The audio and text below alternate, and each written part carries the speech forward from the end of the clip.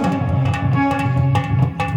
पाटे परतूरकर यांनी तुमच्या जीवासाठी आणि या दोन्ही समल्याच्या जीवासाठी लांबून आले सगळे 101 रुपयाची पुण्य अर्पण केली.